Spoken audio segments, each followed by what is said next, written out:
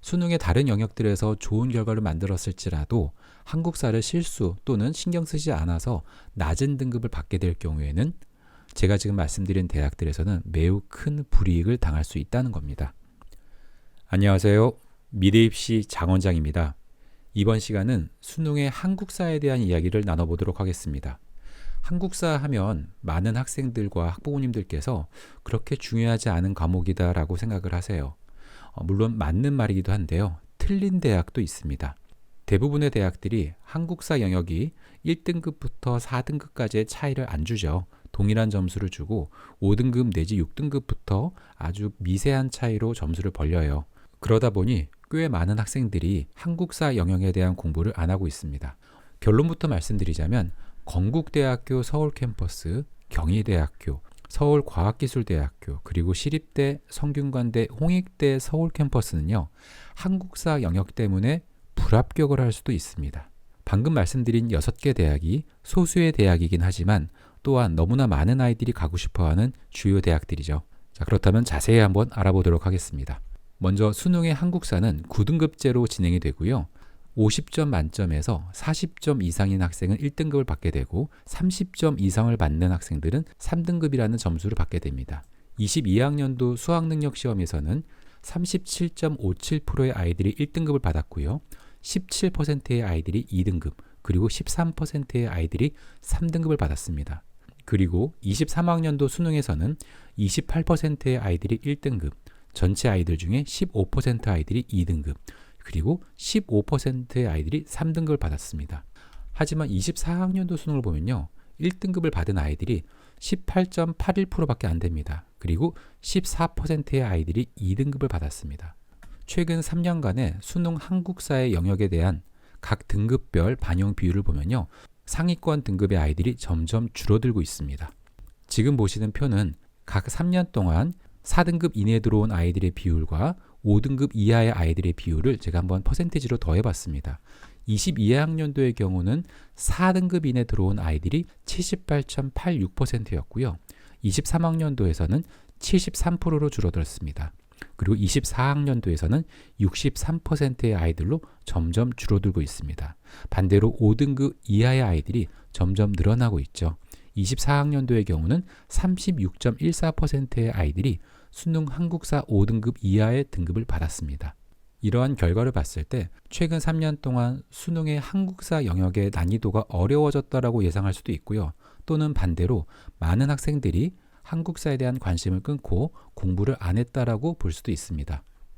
자, 그렇다면 각 대학마다 한국사 등급별 반영 점수를 알아보겠습니다. 제가 총 4페이지를 보여드릴 건데요. 고려대학교를 보시면요. 1등급부터 4등급까지 10점을 줍니다. 하지만 5등급을 받은 아이는 9.8점을 적용시켜 주고요. 6등급은 9.6점, 이런 식으로 5등급부터 내려갈수록 0.2점씩이라는 미세한 차이로 내려가고 있습니다. 국민대도 동일하죠. 1등급부터 4등급까지는 차이가 없고 5등급부터 9등급까지 0.2점씩 감점을 하고 있습니다. 물론 0.2점도 큰 점수일 수 있지만 전체 수능 점수에서는 미세한 차이라고 이해할 수 있습니다. 다음 페이지를 보셔도 제가 붉은색으로 표기한 대학들을 제외한 나머지 대학들은 수능의 한국사의 등급별 반영 점수가 큰 차이가 없습니다.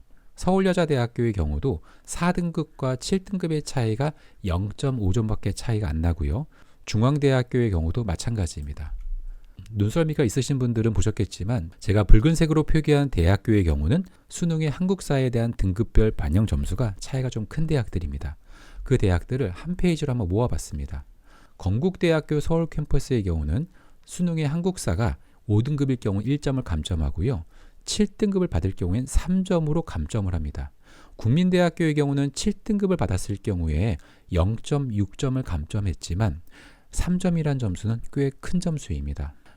그리고 경희대학교는요. 제일 큰 차이를 줍니다. 한국사를 7등급 받은 아이가 경희대학교를 지원할 경우에는 15점이라는 매우 큰 점수를 감점을 받게 됩니다. 성균관대학교도 보시면요. 7등급은 5점 감점, 서울시립대학교도 6점 감점입니다. 여기서 눈여겨볼 대학은요. 먼저 서울과학기술대학교와 서울시립대학교입니다. 선호도가 매우 높은 대학들이죠. 이 두 대학의 공통점은 응시하는 모든 아이들에게 실기시험의 기회를 주지 않습니다. 1단계에서는 먼저 수능 성적 100%를 활용해서 서울 과기대는 모집 인원의 4배수를 걸러내고요. 서울시립대학교는 모집 인원의 5배수를 걸러냅니다. 이런 1단계의 관문을 통과된 아이들이 2단계에서 실기시험과 면접을 보고 합격이 결정되는 겁니다. 이 1단계를 통과될 때는요, 0.5점 또는 1, 2점의 차이로 당락 결정이 될 수 있습니다. 그런데 만약에 국어, 영어, 탐구는 잘 받았는데 수능의 한국사를 신경 쓰지 않아서 만약에 5등급을 받은 아이가 있다라면요, 이 아이는 서울과학기술대학교와 시립대 동일하게 2점을 감점을 받게 됩니다. 여기서의 2점 때문에 1단계 자체가 통과가 안 될 수 있다는 게 매우 중요한 점입니다. 또한 성균관대학교의 경우도요, 6등급을 받은 아이는요, 2점을 감점받고, 그리고 8등급을 받은 아이는요, 10점을 감점받게 됩니다. 그리고 삼육대학교를 보시면 1등급과 2등급의 차이가 4점, 2등급과 3등급의 차이가 2점입니다. 삼육대학교는 정시 모집에서 아이들을 선발할 때 조금 독특한 수능 반영 비율이 있습니다.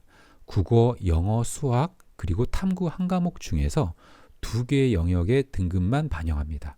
그런데 여기서 탐구 영역 대신 한국사 성적으로 대체할 수 있는 게 삼육대학교입니다.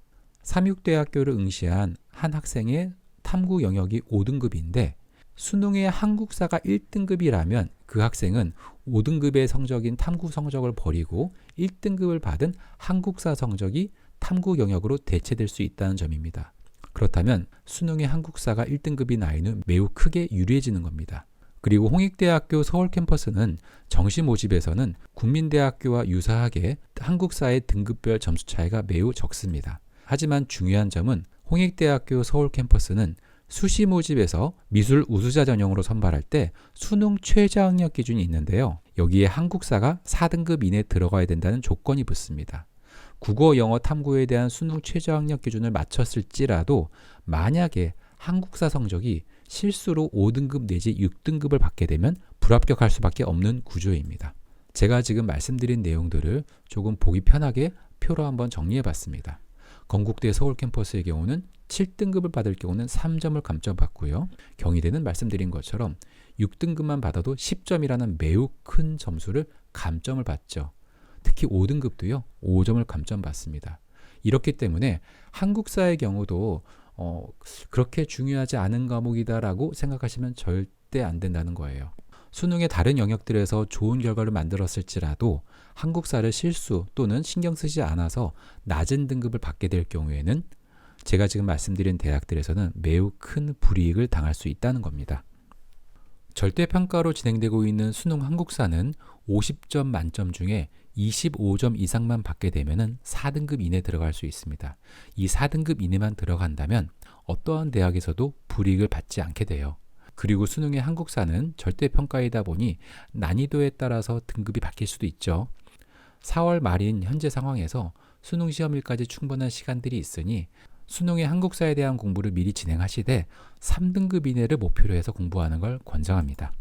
오늘 전해드린 수능의 한국사에 대한 내용이 도움이 되셨다면 좋아요 버튼 부탁드리고요.